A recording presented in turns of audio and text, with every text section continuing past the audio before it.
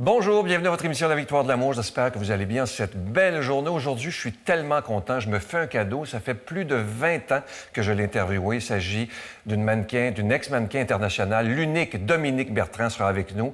Je sais qu'on va passer des beaux moments. En chanson, notre ami Miguel, Lomélie avec Luc Faneuf et la chronique hebdomadaire de notre bonne amie Christine Michaud. Bienvenue à votre émission La Victoire de l'amour. Un seul geste de toi viendra mon secours.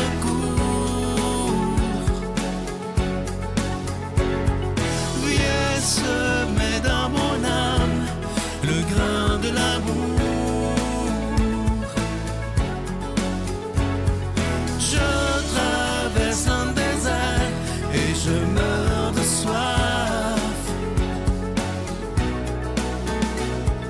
Montre-moi le mystère qui garde la foi. Dominique, c'est vraiment une joie de te revoir. Ah, pour moi aussi. Vraiment, Merci vraiment beaucoup. une grande joie. Merci de me recevoir. C'est tellement un plaisir. On va reculer dans le temps, si tu veux. Oui. En 1998, tu vis une épreuve terrible Oui. qui va te suivre pendant 3 ans. Qu'est-ce qui s'est passé? Mon compagnon est décédé d'un arrêt cardiaque massif à l'âge de 49 ans. Et là, là. Je venais d'être opérée pour une hystérectomie. J'étais très affaiblie et c'est le premier jour où il ne venait pas me donner mon bain le midi. Et j'étais en convalescence et j'ai dit non, va faire ta journée, je vais être correct aujourd'hui. J'ai dit, je vais garder Rosemary avec moi, ma fille qui avait à l'époque 7 ans. Et elle avait un petit rhume, je veux la garder avec moi, puis tout va être correct. Et finalement, il y a quelqu'un qui est entré à la maison, un ami proche, et qui est venu me dire à l'heure du lunch que Jean était décédé. Jean a eu un accident. J'ai dit, quel accident? Où est-ce qu'il est? Il a dit, Jean est décédé. Et j'ai hurlé non. Et il était décédé et ça m'a pris un temps fou pour me remettre de ce deuil-là. Je l'ai fait correctement parce que je n'ai pas essayé de le bypasser. Et il est arrivé quelque chose à peu près 8 semaines après la mort de Jean. J'étais assise chez nous sur le fauteuil, puis je portais un chandail qu'il aimait beaucoup, puis je l'avais tellement porté qu'il était usé à force de me frotter le cœur en portant ce chandail-là. Et j'ai eu comme une... Je ne peux pas dire une révélation, mais c'est vraiment comme une espèce de... une expérience mystique. C'est comme si le temps avait arrêté et qu'on m'avait saisi. C'est cette rencontre avec Dieu là, que tu parles, hein? Oui, exactement, c'est ça. Pour moi, c'est ça.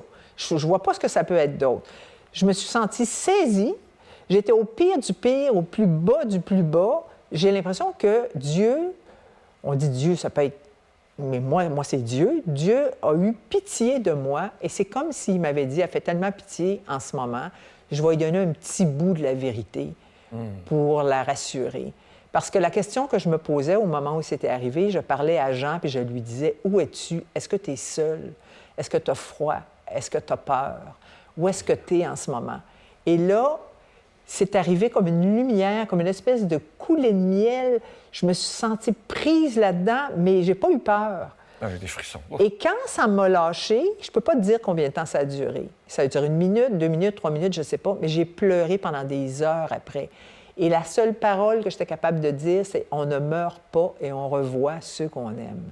Et cette certitude-là ne m'a jamais lâchée depuis. C'est comme ça, c'est ça. Ça a commencé de même, c'est bien pour dire. C'est très touchant. Ce que j'aime de toi, à un moment donné, j'ai lu sur toi, tu dis « Je ne fais pas que croire, je sais ». Oui. C'est fort, ça, là.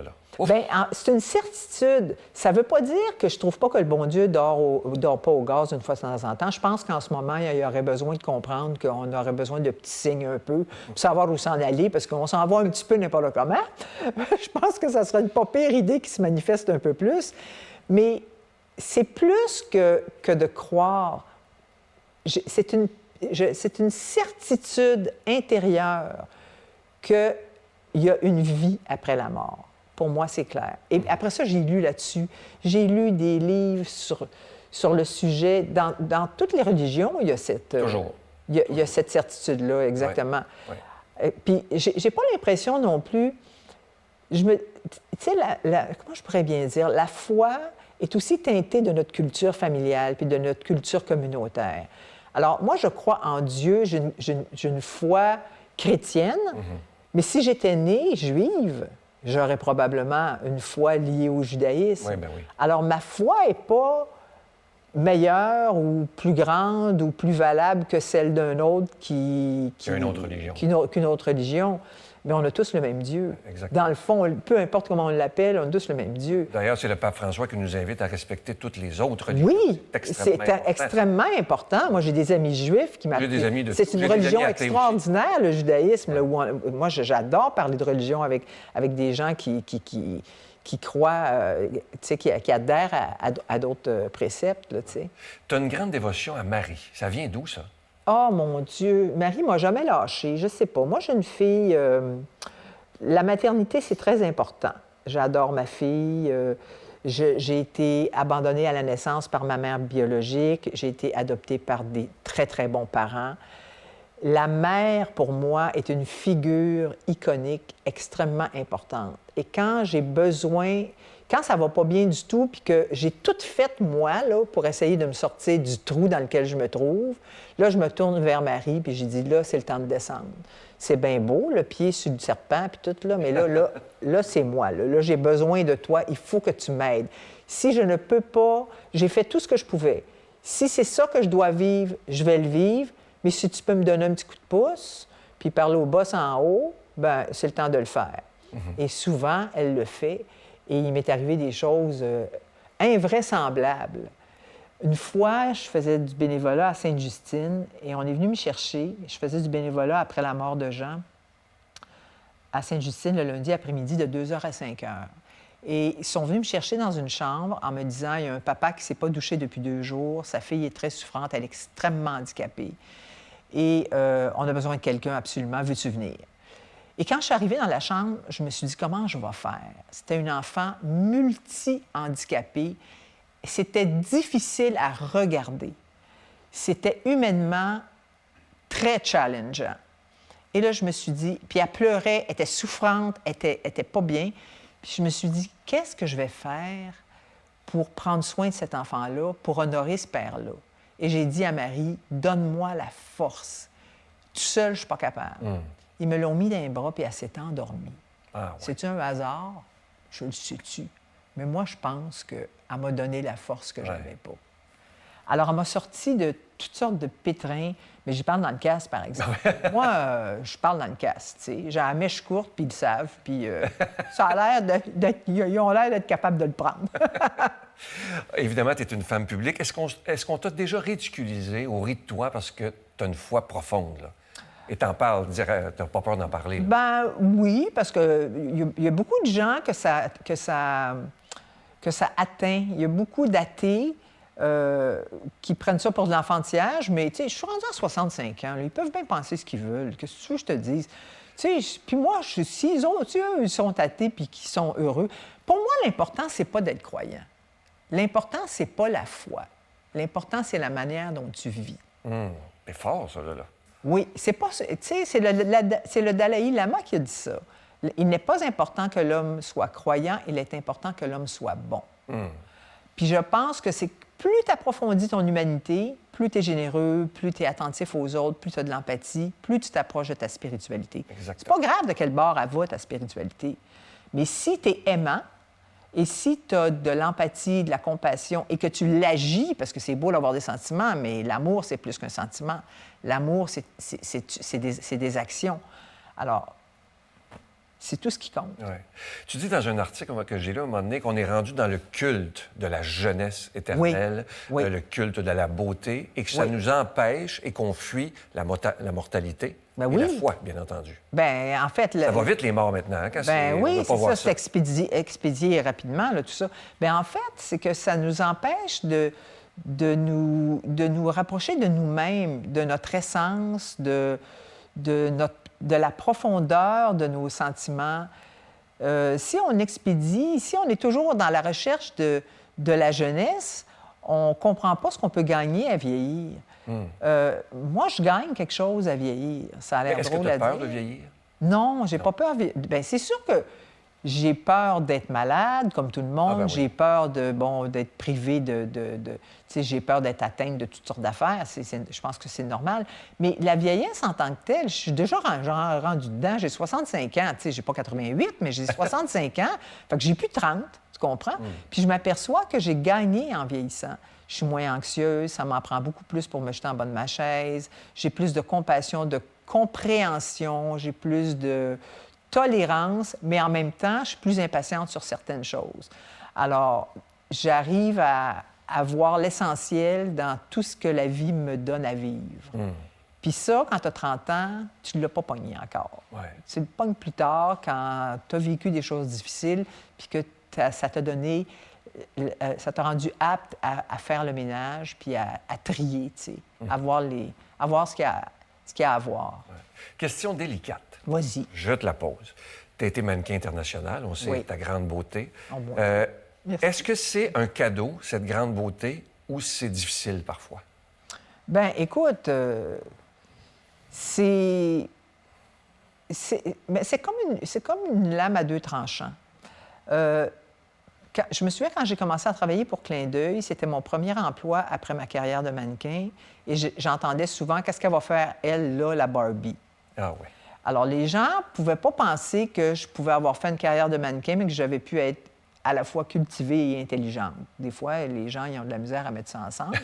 Mais qu'est-ce que tu veux que je te dise? Bon, s'il fallait que je m'arrête à chaque commentaire qui est passé, j'avancerais pas. Puis moi, je veux avancer, puis je veux faire ce que j'aime dans la vie. Puis ce que j'aime faire actuellement dans la vie, c'est écrire. Et je pense que les gens commencent à comprendre de quel bois je me chauffe, puis quelle personnalité j'ai, puis ce que j'ai à l'intérieur de moi, à côté de l'apparence. Oui. Tu es maintenant grand-maman. Oui! De Mathilde. Oh oui! Quel genre de grand-maman es-tu? Une folle. Je suis folle raide, ça n'a pas de bon sens. Écoute, je suis allée la voir hier encore. J'essaie de la voir presque tous les jours. Ma fille habite à quelques rues de chez nous. Et je suis folle raide. Écoute, je l'aime, j'en prends soin, je donne des petits becs, j'ai fait des folies, elle rit déjà, c'est déjà un bon public. Alors, vraiment, puis ma fille est une mère exceptionnelle. C'est une maman elle a un aimante. Bon modèle, quand même. Bien, écoute, c'est sûr que j'ai beaucoup donné à ma fille, mais elle m'a apporté tellement. D'ailleurs, dans mon autobiographie, je dis au début que j'ai nourri ma fille. En fait, j'ai allaité ma fille, mais c'est elle qui m'a nourrie.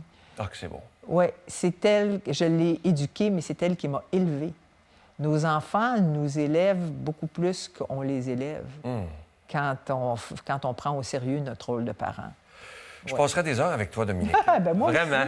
Écoute, je veux inviter les gens, si vous voulez mieux connaître Dominique, c'est 2 livres absolument magnifiques, très différents. Le premier, c'est son autobiographie « Démaquillée ». C'est aux éditions Nomade. Faites-vous un beau cadeau, à me le dédicacer d'ailleurs. Et le dernier, c'est un roman qui s'intitule « Des jardins secrets remplis d'orties ». Et là-dedans, tu dis qu'on voit un peu tes parts d'ombre. Bien, en fait, oui. En fait, je suis allergique à l'injustice, à la violence.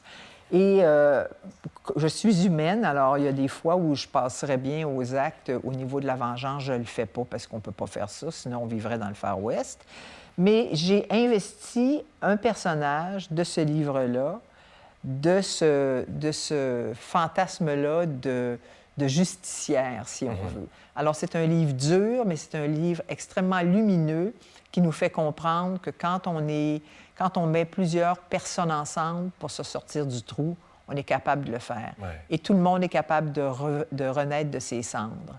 Ça prend de l'amour, puis ça prend de la compassion, puis ça prend de l'accompagnement. Merci de tout mon cœur. Je t'offre une très, très belle chanson interprétée par Miguel. Et je trouve que ça va bien avec toi. Ça s'intitule « Tel que je suis ».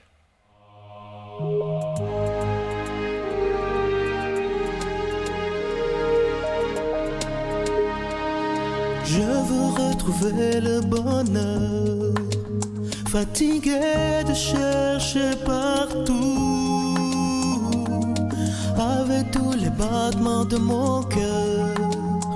J'ai besoin de ton amour. C'est le temps de prendre une décision, de reprendre le chemin. C'est le temps de vivre le pardon et de se donner la main. Peu importe le passé, la vraie vie va commencer. Me voilà, tel que je suis, je viens à toi. Les yeux fermés, je vis ma foi. C'est le début d'une histoire. Me voilà, tel que je suis, je viens à toi, avec mes forces et mes faiblesses. Me voilà, mon cœur est là pour toi. Aujourd'hui, je viens te demander pardon pour mes offenses. Apprends-moi aussi à pardonner. Donne-moi une seconde chance. Peu importe le passé, la vraie vie va commencer. Me voilà, tel que je suis, je viens à toi. Les yeux fermés, je vis ma foi. Me voilà, c'est le début d'une histoire. Me voilà, tel que je suis, je viens à toi, avec mes forces et mes faiblesses. Me voilà, mon cœur est là pour toi.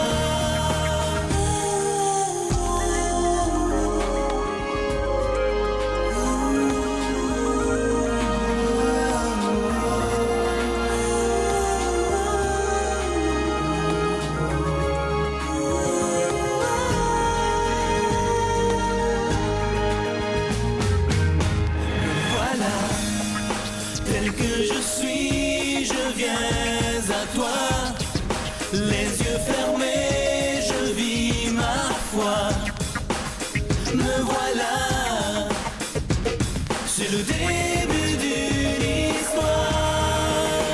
Me voilà, tel que je suis, je viens à toi, avec mes forces et mes faiblesses. Me voilà, mon cœur est là pour toi. Me voilà. Notre Père qui es aux cieux, que ton nom soit sanctifié, que ton règne vienne, que ta volonté soit faite sur la terre comme au ciel. Donne-nous aujourd'hui notre pain de ce jour.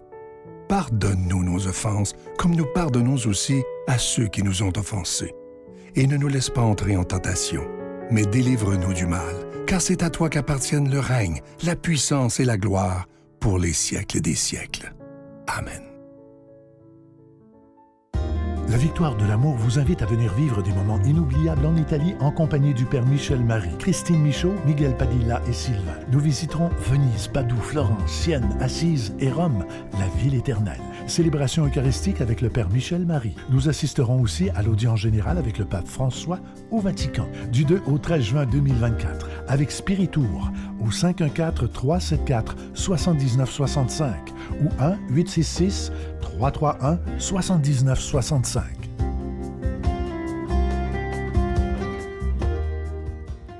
C'est avec beaucoup de joie, encore une fois, que je vous parle de ce magnifique cadeau du mois. Il s'agit du pendentif de Sainte-Thérèse de l'Enfant Jésus. Il est en acier inoxydable. À votre demande, la chaîne est toujours incluse. Ce bijou, il est déjà béni. Vous savez que Sainte-Thérèse de l'Enfant Jésus, je vous en parlais il y a quelques semaines, elle est décédée à seulement 24 ans. C'est une femme extrêmement moderne. C'est elle qui nous a appris, entre autres, à bien connaître ce Dieu qui est Père de tendresse, ce Dieu qui est miséricorde et qui pardonne. Elle nous a appris beaucoup dans l'Église. Alors, je vous rappelle que le pendentif, vous le recevrez avec un don de 25 $, et si vous en voulez deux, avec un don de 40 $. Et j'ai oublié de vous dire qu'à l'arrière du pendentif, c'est inscrit ceci, Sainte-Thérèse de l'Enfant Jésus, priez pour nous. Je vous donne l'adresse, la Victoire de l'amour, case postale 120, succursale Boucherville à Boucherville, J4B 5E6. Je vous la redonne, la Victoire de l'amour, case postale 120, succursale Boucherville à Boucherville, J4B 5E6. Également par téléphone, par carte de crédit du lundi au vendredi de 8h30 à 16h30 dans le 514-523-4433, 523-4433 ou sans frais le 1-888-811-9291, 1-888-811-9291. 99291 et aussi sur notre site Internet, le www.lavictoiredelamour.org. Je vous rappelle également, parce qu'il y a beaucoup de gens qui nous l'ont demandé, c'était toujours disponible, le dernier livre de Christine Michaud, Que ferait l'amour? Et mon dernier livre qui s'intitule Mise en forme de l'âme sont toujours disponibles. Moi, je veux prendre le temps de vous dire des milliers de fois merci d'être présent avec nous pour qu'on mise ensemble sur la priorité des priorités. Et moi, je suis convaincu d'une chose, que plus on parlera d'amour dans nos médias, plus notre monde sera bon à vivre. Mon Dieu, donnez-moi la sérénité d'accepter les choses que je ne peux changer, le courage de changer les choses que je peux et la sagesse d'en connaître la différence. Amen.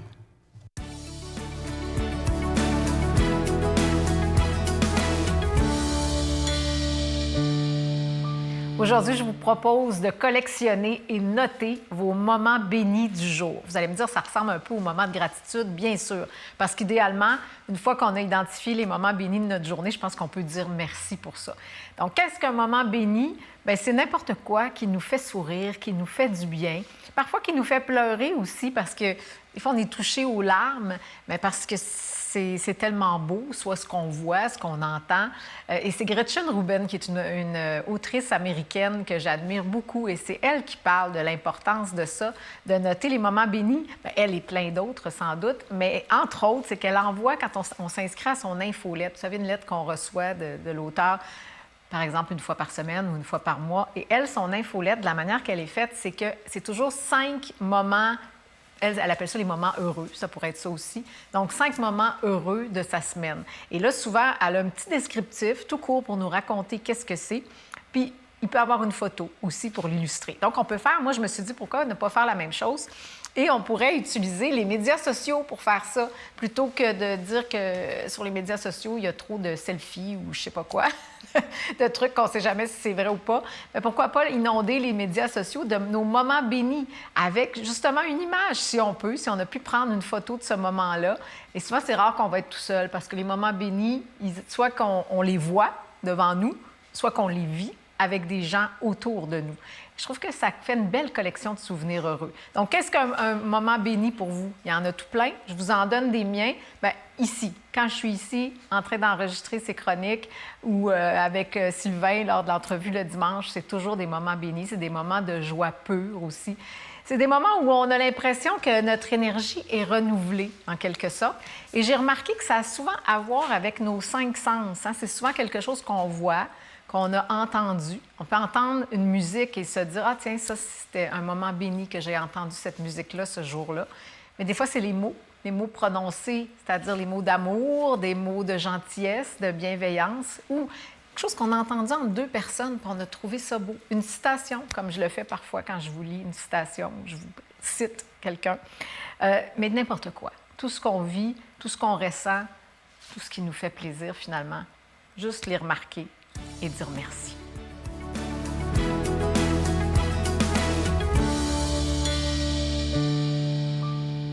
C'est un grand bonheur pour moi de vous retrouver le dimanche, alors que, voilà, comme vous le savez, je suis un régulier des Matins de Dieu. Donc, je suis heureux d'être là pour commenter aujourd'hui l'Évangile du jour. Dans l'Évangile aujourd'hui, Jésus va aller à la rencontre de gens. Vous allez dire, c'est pas très extraordinaire, il fait ça tout le temps. Vous savez, Jésus, la plupart du temps, il rencontrait des gens qui étaient tout simples. Il pouvait marcher comme ça du 20-30 km par jour, des gens humbles, des paysans, des artisans. Mais Jésus n'a pas rencontré que ce type de personnes. Jésus a eu aussi des rencontres avec les spécialistes de la loi juive, on pourrait dire les prêtres, les évêques de l'époque. Et certaines de ces rencontres-là ont été un peu, un peu chaudes. Il y a eu des petites chicanes, il y a eu des engueulades. Aujourd'hui, dans l'Évangile, il y a un de ces messages, une de ces rencontres avec Jésus. Les pharisiens vont lui poser une question. Vont aller vers lui puis vont essayer de le prendre en défaut. Parce que vous savez, pour les pharisiens de l'époque, Jésus était une personne complètement déconcertante. D'abord, sa façon d'enseigner, sa façon de parler de Dieu, sa façon de parler de l'amour, la bonté qui irradiait de son visage, de son cœur, mais aussi les actes de puissance, qu'on va appeler les miracles. Donc, ces pharisiens-là se sentaient vraiment menacés dans leur autorité. Puis ils vont venir vers Jésus. Et dans leur approche, ils ne sont pas très bienveillants. Ils arrivent avec, ils veulent le prendre en défaut. Contrairement au petit peuple qui, eux, hein, voyant des membres de leur famille, des enfants, des parents réanimés, recevoir des miracles comme ça, être transformés, retrouver la santé, eux, instantanément, voilà, se bénissaient, hein, criaient « Alléluia, béni soit celui qui vient au nom du Seigneur ». Les pharisiens, eux, c'était autre chose. Donc, ils s'approchent de Jésus et ils veulent le prendre en défaut pour évidemment lui faire perdre sa crédibilité. Parce qu'à partir du moment où Jésus est pris en défaut, ben voilà, on peut dire « Non, non, voyez, ce que nous on dit, c'est un faux prophète ». Or, ils vont lui poser la question. Jésus, doit-on payer ou non l'impôt à César? Vous allez dire, c'est une drôle de question. Aujourd'hui, nous, on sait, hein, l'impôt, il y a des certitudes, n'est-ce pas, dans la vie? On va payer de l'impôt et on va mourir. Mais à l'époque de Jésus, comment dire, le fait de payer de l'impôt à César, c'était vu comme un acte presque de trahison. Bien sûr qu'on était obligé, mais c'était une façon de dire, l'occupation par les Romains, qui sont des païens, hein, qui ne croient pas au Dieu d'Israël, bien, si on paye l'impôt, c'est comme si on encourageait, c'est comme si on était d'accord. Donc, si Jésus dit oui, il faut payer l'impôt qui est dû à César, bien, c'est comme si Jésus disait, OK, c'est correct que les Romains nous dominent. Mais si Jésus dit non, ne payons pas l'impôt à César, alors Jésus, attention, invite à la rébellion. Une rébellion des Juifs qui, on sans doute, va se terminer par des massacres. Donc Jésus aurait pu être coincé comme ça. En tout cas, c'était l'intention des scribes et des pharisiens. Mais Jésus va répondre cette phrase qui va passer à l'histoire et que vous devez connaître. Il va demander, donnez-moi une pièce. Alors, on lui donne une pièce d'argent. Il dit, l'effigie, l'image sur cette pièce, de qui est-elle? Les pharisiens, les scribes répondent, de l'empereur. Et Jésus a cette phrase extraordinaire qui nous parle au cœur aujourd'hui. Rendez à César ce qui est à César et à Dieu ce qui est à Dieu. Donc, on voit que par cette réponse, Jésus élève tout de suite le débat. Oui, d'accord, il dit, on se soumet. On se soumet parce que je ne veux pas de bain de sang. C'est sous-entendu dans sa réponse. Payez votre impôt. Parce que ce n'est pas que de payer l'impôt est bien, mais si vous ne payez pas l'impôt, ça va être pire. Ils vont nous rentrer dedans, ils vont nous tuer, il va y avoir des meurtres et tout le reste. Mais Jésus élève le débat. Mais rendez à Dieu ce qui est à Dieu. Et c'est cette phrase-là qui interpelle les pharisiens de l'époque et les scribes, mais qui nous interpelle, nous, aujourd'hui. Parce que Jésus, au fond, dit aux pharisiens et aux scribes qu'on nous dit aujourd'hui, oui, oui, vous êtes citoyens d'un État, d'une ville, d'une province, vous devez payer l'impôt. Mais auriez-vous peut-être oublié, plusieurs d'entre vous, que vous êtes à l'image de Dieu?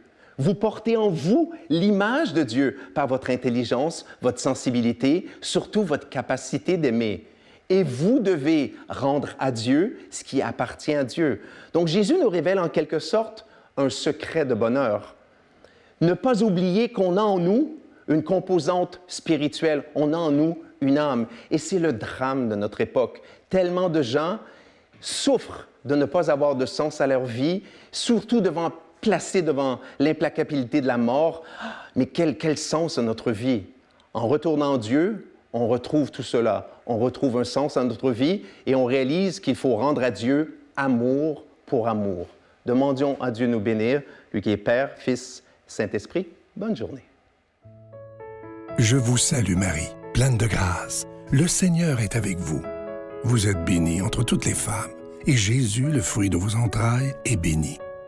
Sainte Marie, Mère de Dieu, priez pour nous pécheurs, maintenant et à l'heure de notre mort. Amen.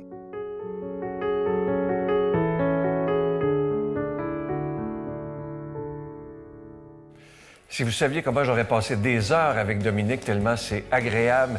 C'est une femme absolument, moi, qui me touche beaucoup. Je me souviens quand je l'ai rencontrée il y a plus de 22 ans, j'avais été très touché par cette rencontre. Alors merci de tout cœur. La semaine prochaine, on écoute un extrait. L'unique Denis Coderre. À demain. Bye. T'as pas besoin d'attendre d'être dans la marde pour penser en haut au Seigneur. Il est là tout le temps. Et puis, les gens ont besoin présentement qu'on exprime notre foi. Crucifié